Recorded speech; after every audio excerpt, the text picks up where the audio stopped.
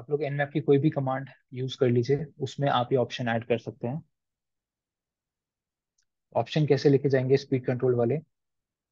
Capital T लिखेंगे आप यहाँ पे, और उसके बाद एक नंबर आप प्रोवाइड करते हैं जो कि 0 से लेकर 5 के बीच का कोई भी नंबर होता है। वो डिपेंड करता है कि आप कितना जल्दी और कितना धीरे उसको परफॉर्म कर रहे हैं।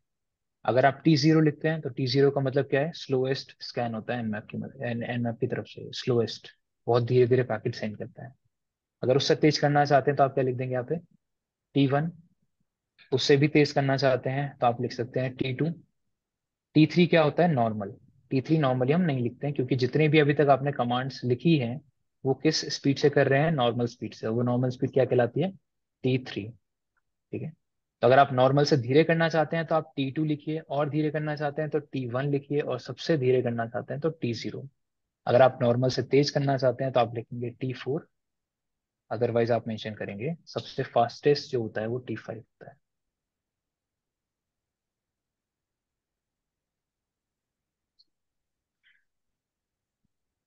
ये लिमिट है 0 to 5।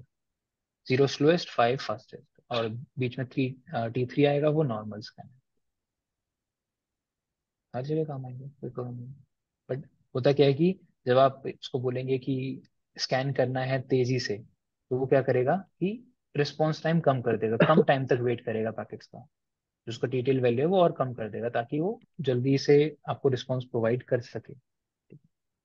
अच्छा, इसका एडवांटेज और डिसएडवांटेज क्या होता है? अगर आपको जल्दी स्कैन कर रहे हैं किसी मशीन को, या उसको धीरे धीरे स्कैन करना है, तो इससे क्या क्या एडवांटेज और डिसएडवांटेज रहेंगे?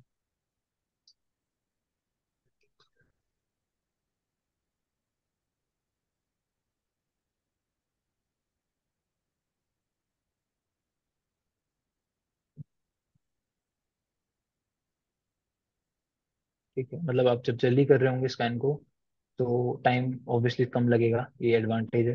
लेकिन डिसएडवांटेज क्या होगा? पहली चीज है कि आप जो भी रिजल्ट आपके पास आ रहे होंगे वो एक्यूरेट नहीं हो सकते हैं। हो सकता है कि उतने एक्यूरेट ना हो सकता है कि कोई पोर्ट ओपन था, बट क्योंकि आपने उसको जल्दी स्कैन करने को बोला था तो उसने उसको नेग्लेक्ट कर दिया या इग्नोर कर दिया, राइट।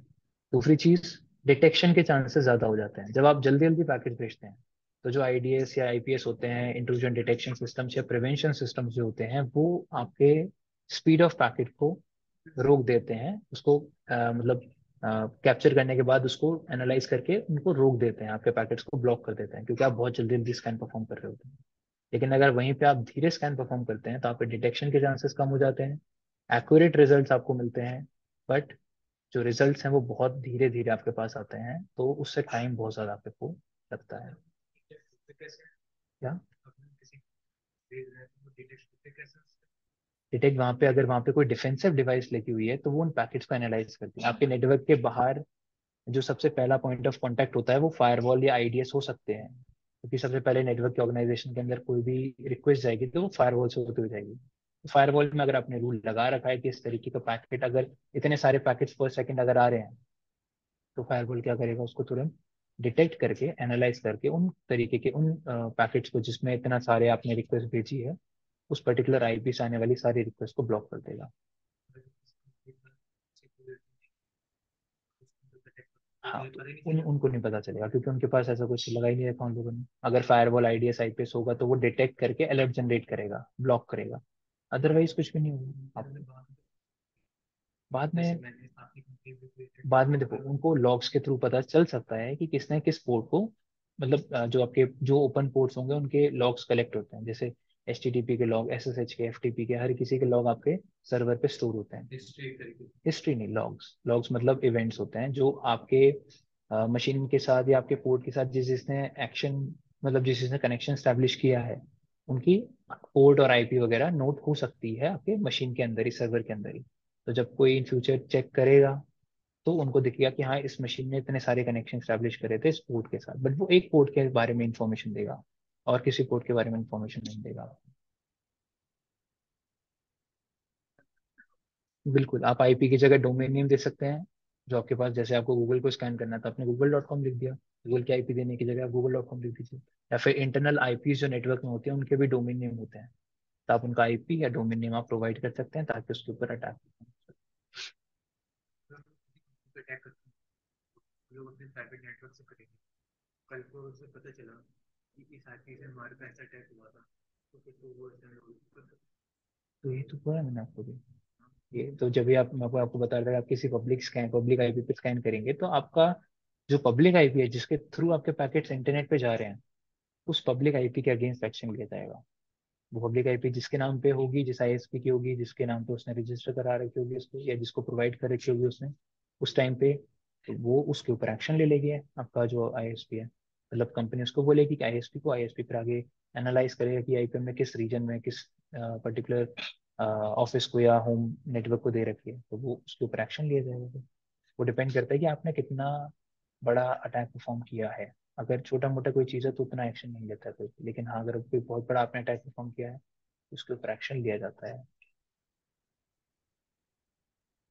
छोड़ने का मतलब समझा नहीं मैं। स्कैन करके छोड़ देता है।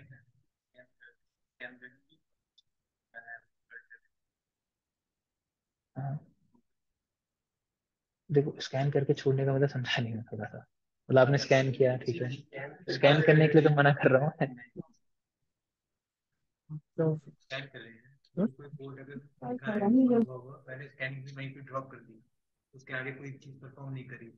अच्छा ये कहना है।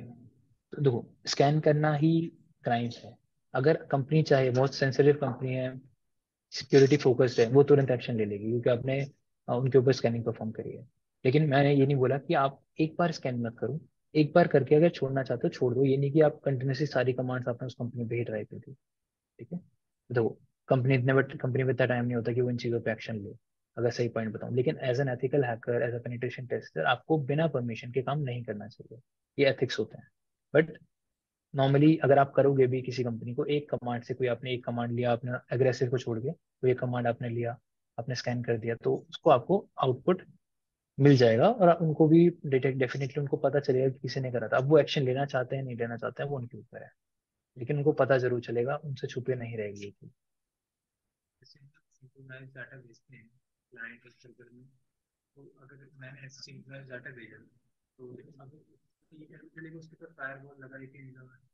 आपको, अगर आपको कोई रिस्पॉन्स नहीं मिल रहा है प्रॉपरली, आपको पोर्ट क्लोज दिखाई दे रहे हैं, लेकिन आपको पता है यार वो उस पर सर्विस रन कर रही है कोई ना कोई, तो आपको लगता है कि हाँ यहाँ पे पक्का कोई डिफेंसिव डिवाइस लगी हुई है क्योंकि आपके वो पोर्ट को ब्लॉक कर रही है।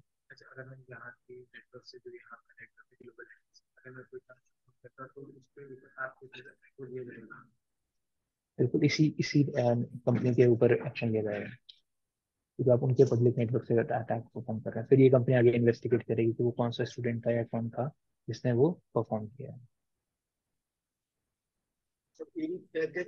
चलिए अभी ना क्लास है, सारे लोग डाउट पूछने बैठ जाओगे ना तो मेरी क्लास रह जाएगी। ठीक है, तो अब बाकी की डाउट्स आप लोग लिख लीजिए, मैं नेक्स्ट क्लास में कवर करूंगा। और आप लोग मेटास्ट्रेटेबल जरूर ले आइएगा प्लीज डाउनलोड करके। ओके।